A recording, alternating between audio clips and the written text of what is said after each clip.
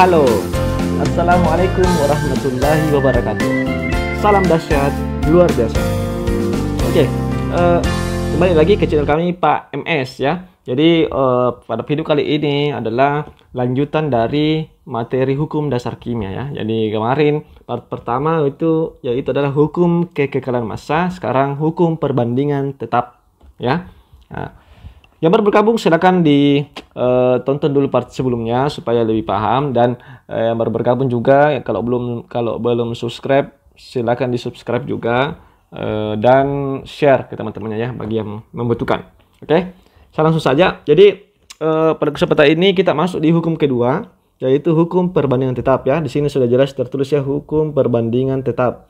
Nah, hukum perbandingan tetap ini pertama kali dikemukakan oleh Proust, seorang ilmuwan yang bernama Proust. Nah, hukum pertama itu hukum kekekalan massa, itu yang pertama. Yang part 1 itu adalah hukum Lavoisier namanya ya, ilmuwannya Lavoisier. Nah, hukum kekekalan massa. Nah, kemudian yang kedua ini kita masuk hukum perbandingan tetap. Jadi ada perbandingan tetap ya, itu sudah hukum alamnya, itu perbandingan tetap, begitu maksudnya. Dan yang dikemukakan oleh Proust ya, sekali lagi saya tekankan Proust. Jadi hukum ini biasanya dinamakan hukum Proust, sebagaimana yang di atas hukum kekekalan massa, hukum Lavoisier biasa dinamakan ya, diistilahkan. Jadi sama ya, kalau di soal nanti dapat soal atau orang atau teman tak diskusi bilang hukum Proust, berarti itu maksudnya hukum perbandingan tetap ya. Jadi sama ya, hukum Proust karena yang pertama kali yang kemukakan ya. Kemudian langsung saja ke bunyinya. Nah, di sini bunyinya hukum Proust adalah dari hasil eksperimennya, hasil penelitiannya, bahwa perbandingan massa unsur, perbandingan massa unsur. Jadi maksudnya ini perbandingan massanya unsur ya di dalam suatu senyawa. Nah, perbandingan massa unsur dalam suatu senyawa adalah tetap atau konstan. Ya, sama ya, kalau saya bilang tetap sama bahasa ilmiahnya konstan ya. Apa maksudnya? Saya jelaskan ulang dulu apa itu senyawa. Jadi senyawa itu adalah kumpulan unsur ya, kumpulan unsur itu saya sudah jelaskan di hakikat ilmu kimia ya, di semester pertama ya. Yang pertama itu yang namanya juga, nama lainnya bisa juga dibilang zat murni ya, zat murni. Jadi dalam senyawa ini ada beberapa unsur. Maksudnya ini kalimatnya perbandingan massa unsur. Jadi perbandingan massanya itu unsur dalam senyawa itu tetap ki. Tidak berubah-ubah, selalu tetap. Nah, misalnya ya, contoh senyawa yang sering kita pelajari misalnya H2O ya. Ini senyawa ini H2O, apalagi NaCl. Ini kan air ya. Rumus kimianya H2O. NaCl itu garam dapur ya, garam dapur.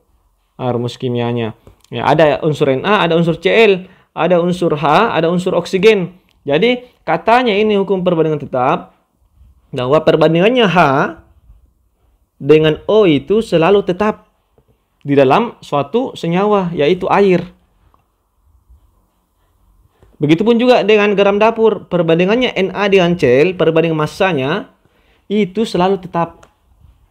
Nah, begini maksudnya.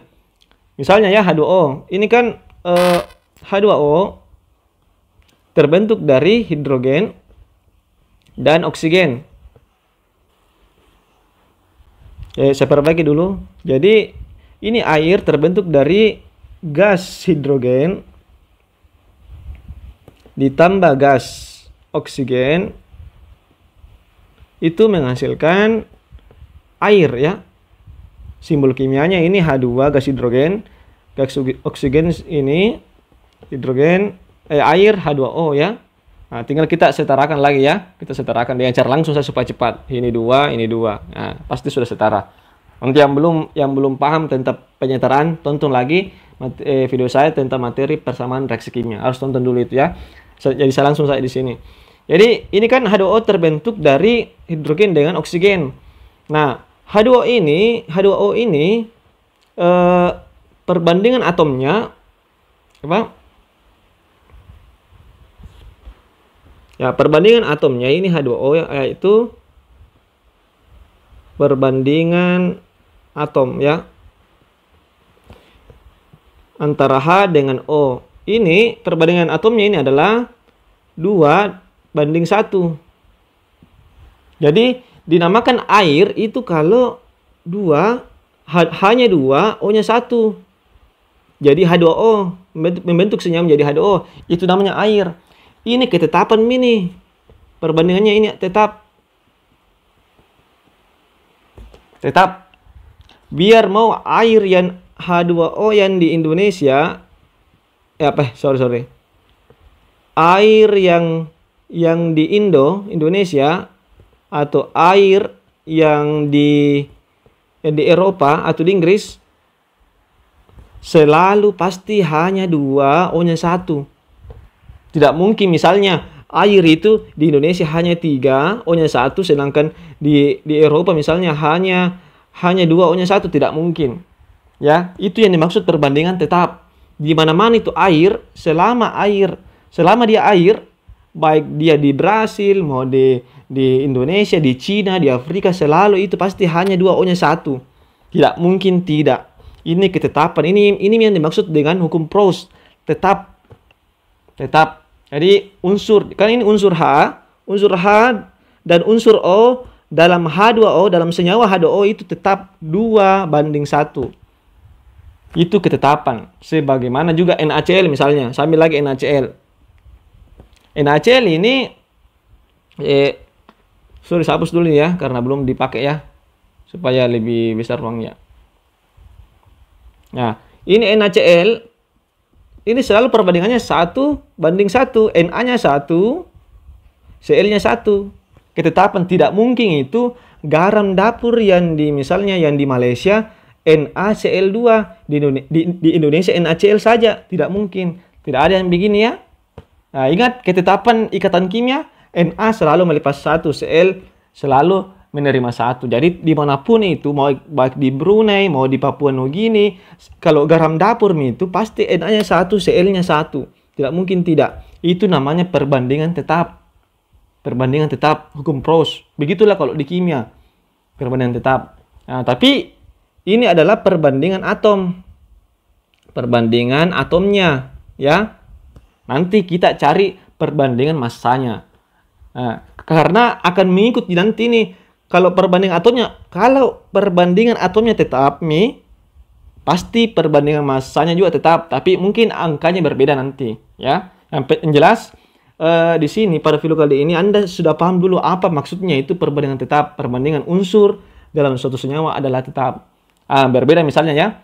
Kalau misalnya bukan campuran kimia misalnya ya. Misalnya contoh campuran kimia misalnya yang tidak tetap. Karena bukan senyawa ya. Nah, misalnya larutan secangkir kopi misalnya. Secangkir kopi susu misalnya, kopi susu. Kopi susu ini merupakan minuman yang enak ya. Dan ya enak. Ada kopinya, ada susunya, ada juga gulanya ya, kalau misalnya mau pakai gula. Nah, kopi susu ini yang di rumah Anda, apakah sama resepnya, sama perbandingannya dengan kopi susu yang misalnya di Starbucks, ataukah di kafe manakah, di kafe-kafe lain, kafe-kafe lain ya. Apakah sama perbandingan kopinya, perbandingan susunya, ataukah dalam hal ini apakah sama enaknya? Pasti beda rasanya ya. Beda itu secangkir kopi susu kalau di rumah dengan di Starbucks misalnya, dengan di kafe-kafe yang lain pasti beda. Kenapa dia berbeda?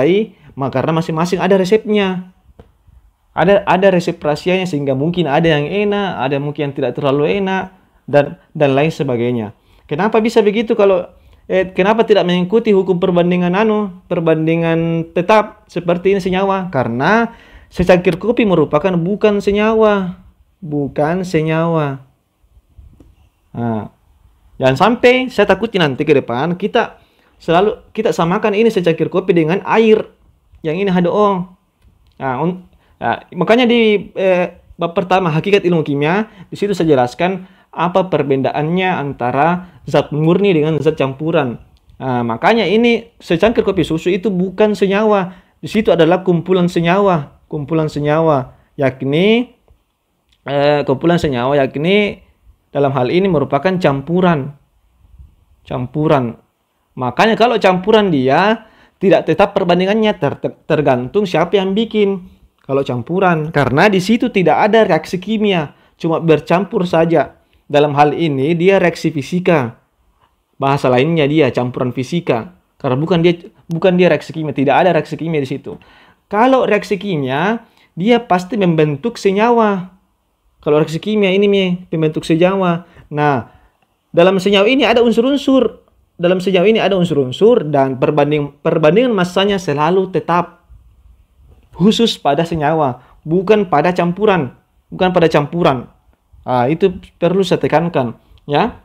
Jadi jangan disamakan dengan campuran dengan senyawa, ya. Itu pengalaman saya ketika saya menghadapi siswa, ya, tidak bisa bedakan mana campuran, mana zat murni. Jadi kita bahas di sini adalah senyawa yang merupakan zat murni. Itu perbandingannya tetap. Jadi sekali lagi, misalnya ini air yang di Indonesia, yang di Eropa, yang di Papua Nugini, di Afrika selalu perbandingannya tetap. Selalu hidrogennya 2, O-nya 1. Perbandingan atomnya ini kita baru perbandingan atomnya, perbandingan atom 2:1. Ya, saya harap Anda sekalian sudah paham apa maksud dari hukum ini, ya. Nah, sekarang kita memasuki bagaimana menentukan perbandingan massanya. Jadi sekali lagi ini baru perbandingan atomnya. Tadi ini NaCl 1:1. Ini baru perbandingan atom. Yang tetap ini perbandingan atomnya. Ini juga perbandingan massa, ini juga perbandingan atomnya 2:1, air 2:1, hanya 2 O-nya 1, itu baru perbandingan atom. Nah, nanti kita mencari perbandingan massanya setelah ini, ya. Nah, itu juga tetap. Kalau perbandingan atomnya tetap, pasti juga perbandingan massanya juga tetap, tapi dengan angka yang berbeda. Nah, nanti kita lihat di sini, ya.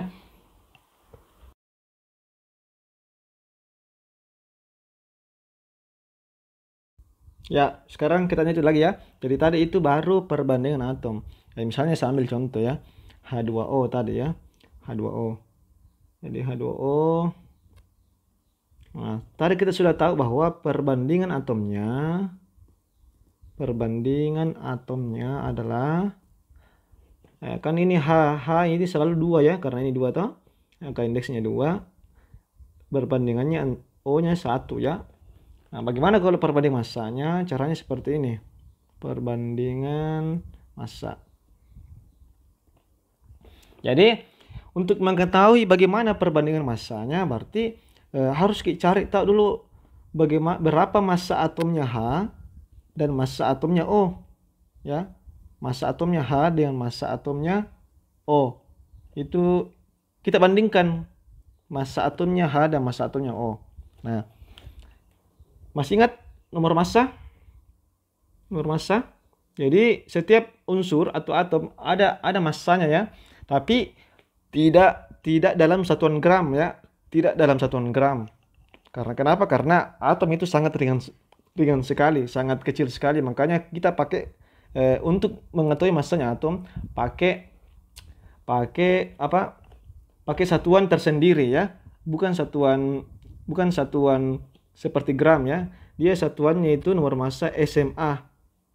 Apa ini singkatan dari satuan massa atom, singkatannya. Jadi ini satuannya. Nah, nomor massa itu ada di mana? Didapat di tabel. Saya ingatkan lagi, ya, pelajaran semester 1-nya tabel periodik, ya. Nah, massa atom juga ini nanti ketika pelajaran selanjutnya itu massa atom, atau sama jika kalau bilang Kak nomor massa itu simbolnya AR.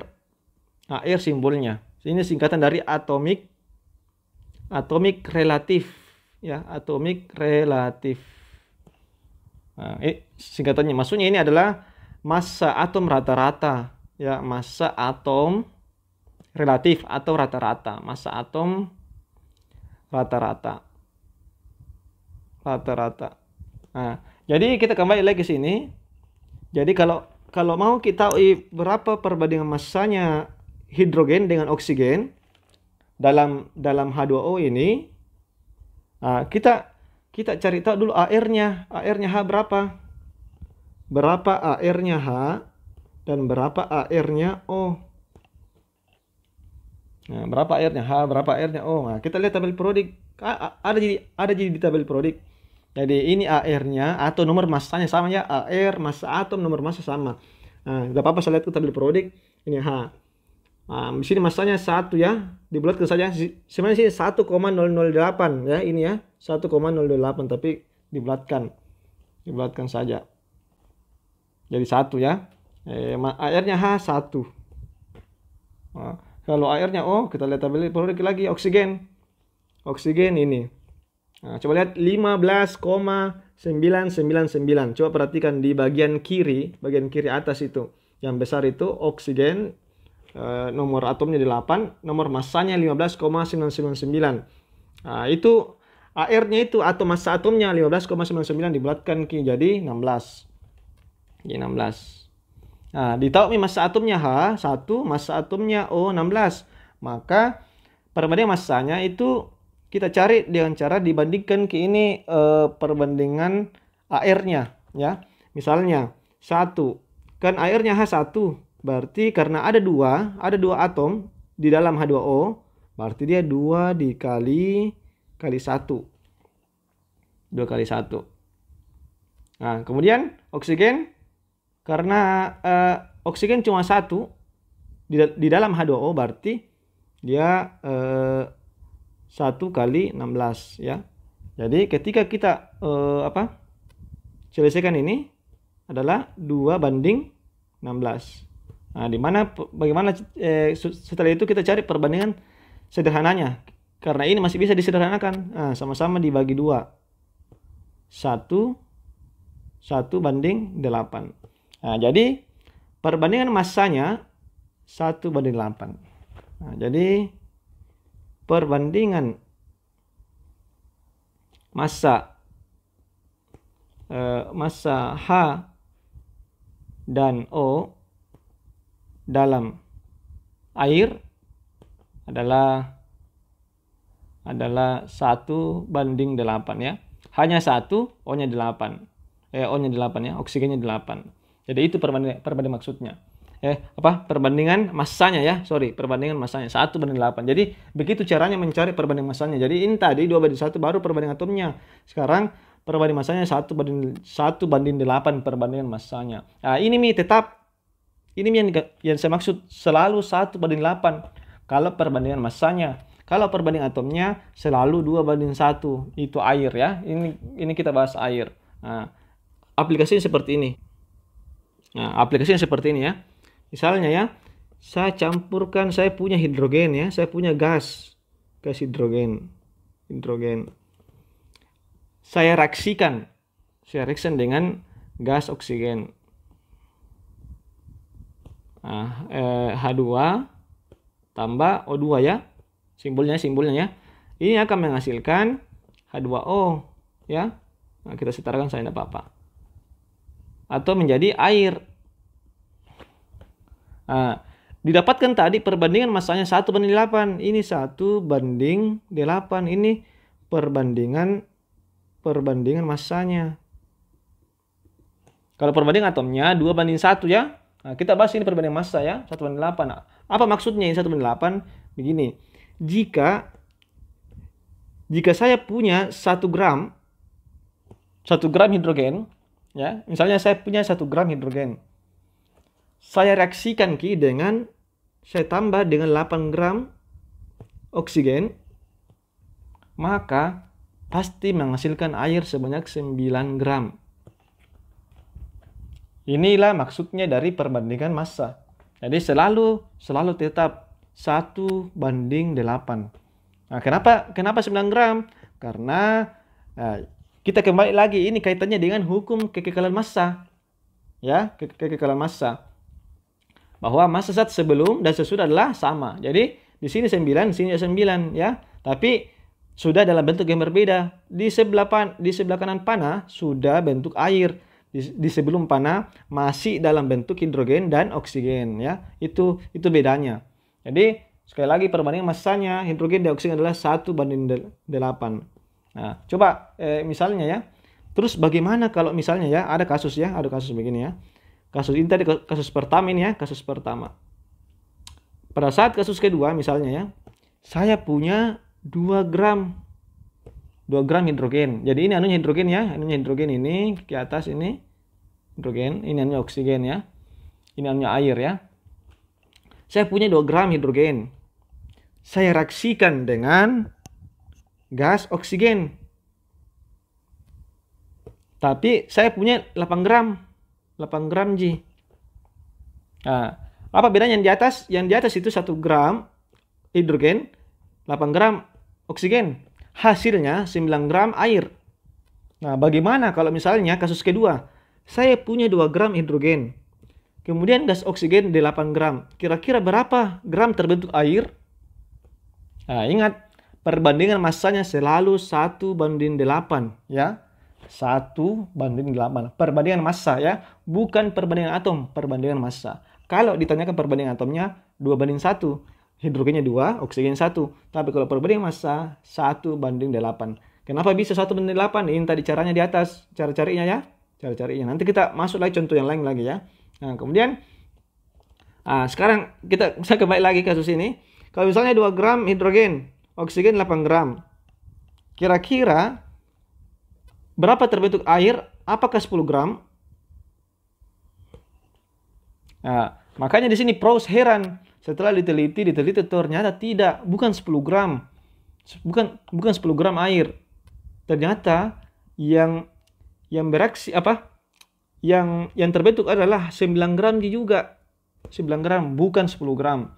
Nah, kalau begitu, tidak mengikuti dong hukum kekekalan massa yang pertama tadi. Oh, ternyata tidak. Dia tetap mengikuti juga. Tapi, air 9 gram ditambah ada sisa